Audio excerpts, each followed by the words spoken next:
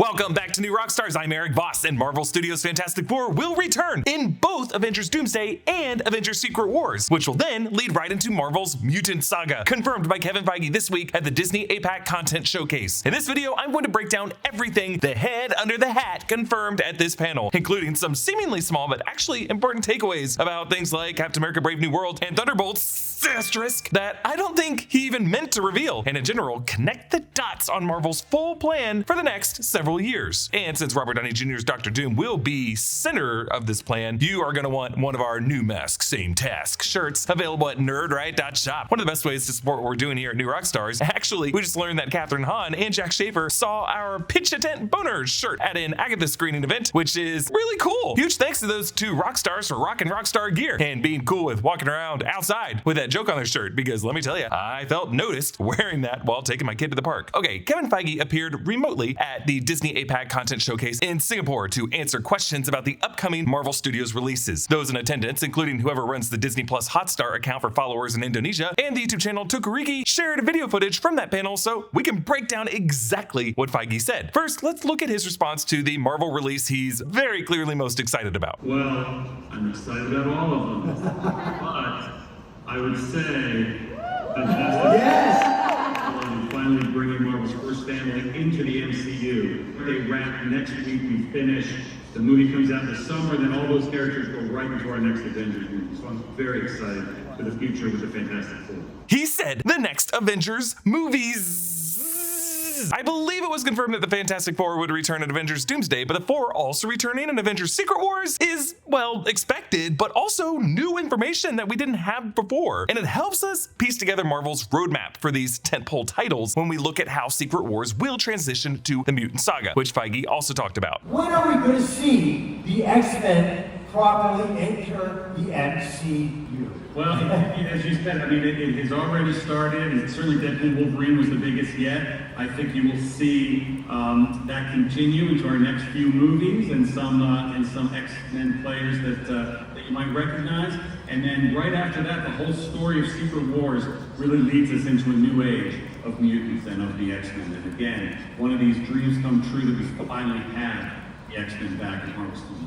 Okay, so as we've been reporting ever since July of this year, the Mutant Saga will be the next phase or era of Marvel Studios' evolving narrative. But Feige also said that the next few movies will include X-Men players that we might recognize. So that would mean even before we get to Secret Wars, we're gonna get some recognizable X-Men. Like after the cameos of Patrick Stewart, Charles Xavier in Doctor Strange in the Multiverse of Madness, as well as Kelsey Grammer, Beast in the Marvels, and now of course Hugh Jackman Wolverine and Deadpool Wolverine, a movie that also included Aaron Stanford Pyro and Tyler Mane Sabretooth and other returning X-Men villains played by new actors. Feige is teasing at least one other recognizable mutant in one of these pre-Secret Wars titles. We're looking at Captain America Brave New World, Thunderbolts, Fantastic Four First Steps, Avengers Doomsday, Spider-Man 4, and then Avengers Secret Wars, and maybe an additional Marvel title that they haven't announced yet. We could be looking at Halle Berry's Storm showing up somewhere, or James Marsden's Cyclops, Ian McKellen's Magneto. Maybe Feige is hinting at Channing Tatum's Gambit returning for a cameo in one of these earlier titles, since Ryan Reynolds says the studio is obsessed with that character, and specifically the post-credit scene Deadpool and Wolverine showed some sorcerer or someone with sling ring access rescuing him. Now, Robert Downey Jr.'s Dr. Doom will be introduced in Fantastic Four First Steps, we think, as another survivor from what's probably going to be a destroyed alternate Earth from that Fantastic Four's retrofuturist setting. We just revisited Deadpool and Wolverine on this channel this week, and with the added context of Marvel's Dr. Doom announcement that came right after this movie released, really gives that Secret Wars number 5 Easter egg on the ground next to Deadpool greater meaning in retrospect, as a clue pointing at Marvel's plan for God Emperor Doom from that 2015 Jonathan Hickman Time Runs Out and Secret Wars crossover event. Doom really could travel the multiverse and seek the anchor beings of each Doom universe the way Dr. Doom in Time Runs Out seeks the Owen Reed's molecule men of every universe, and then could form broken pieces of land from multiple Marvel universes to build the map of Battleworld. Part of what's fun about winter in Los Angeles is finally getting to wear your non-summer wardrobe, the clothes that keep you comfy and cozy when the weather is anything other than 80 degrees and sunny. For me, that means jeans, a comfy hoodie, flannel-lined jeans, and most importantly, my Vessies. Vessi makes waterproof sneakers that are lightweight, comfortable, and look good. My go-to style lately has been the Weekend Chelsea. It's great for those days in Los Angeles where it's been downpouring for the past week, and now it's finally nice out, but there's still puddles everywhere. You can just put on a pair of Vessi and go for a walk around your neighborhood without having to worry about your socks getting wet or anything. My toesy woesies are bone dry.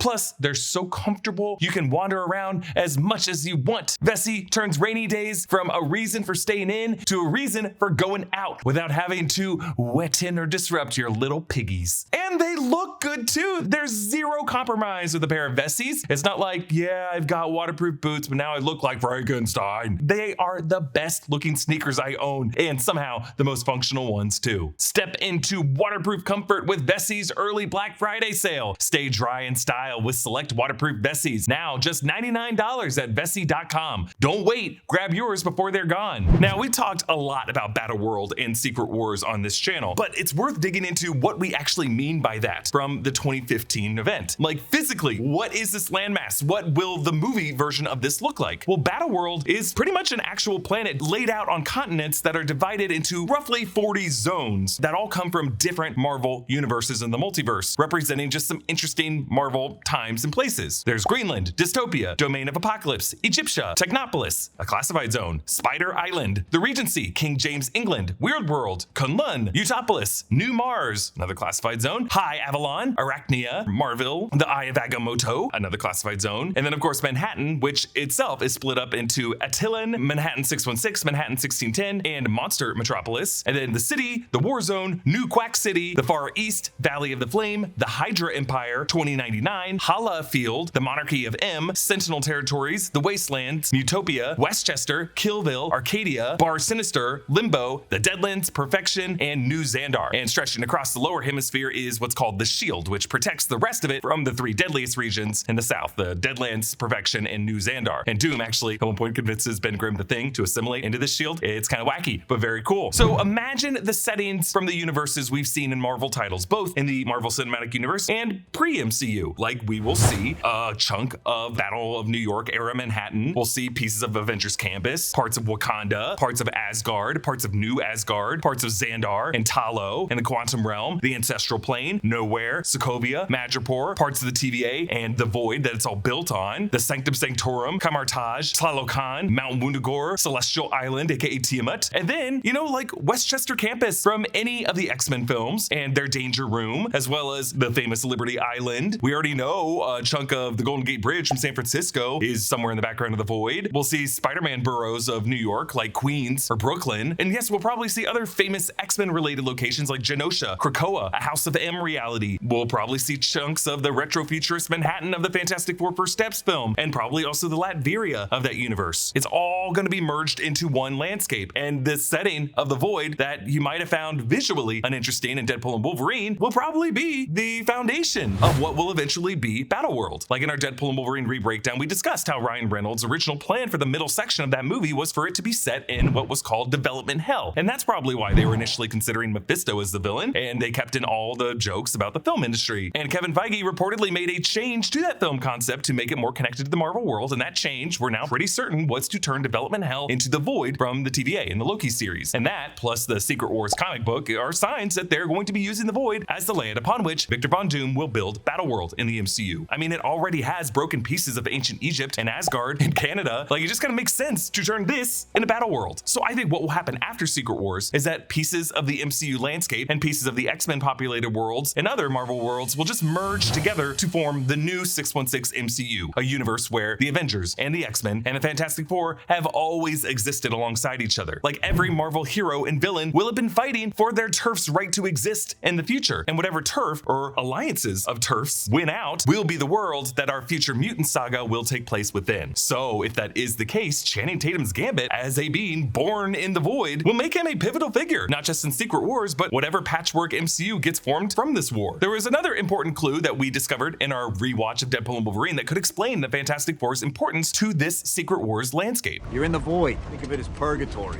Reed called it a metaphysical junkyard, where anything useless goes before it gets annihilated forever. This is actually a pretty big deal. Before, the Void was a setting only ever described to to us by the TVA. This line tells us that Reed Richards, at least the one from Chris Evans' Johnny Storm's universe, and maybe other Reed Richardses out there, and the Council of Reeds, has studied the Void. It's on their radar. They are carefully watching everything that gets pruned to this place and what happens to it. So I think Pedro Pascal Reed Richards and his Fantastic Four will be keys to reconstructing the Void in the aftermath of Secret Wars into the new Marvel universe. Now, before we go, we should recap a few more takeaways from Kevin Feige's APAC chat. He confirmed that Daredevil Born Again is a continuation of the 3 seasons we saw of the Netflix series, which means that I think we could safely call Daredevil Born Again of season 4 of that show. Certainly, it's a continuation. It's a continuation from that show, but it has a new starting point.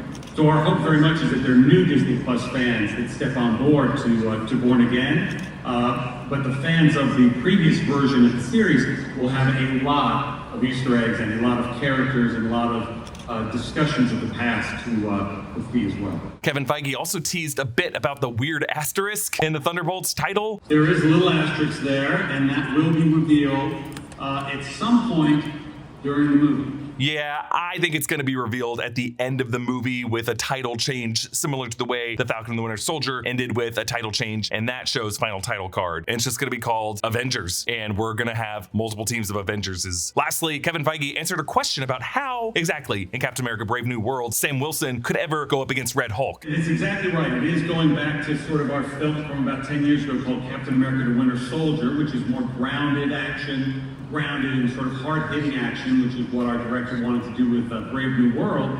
There is a Red Hulk in it, though. He holds his own because he's got an amazing new Captain America suit provided to him by the Wakandans. And as you know, the Wakandans are very, very good at making suits, so you can see him do all sorts of things with those wings. And the fact that Captain America flies now with these wings is also something very cool.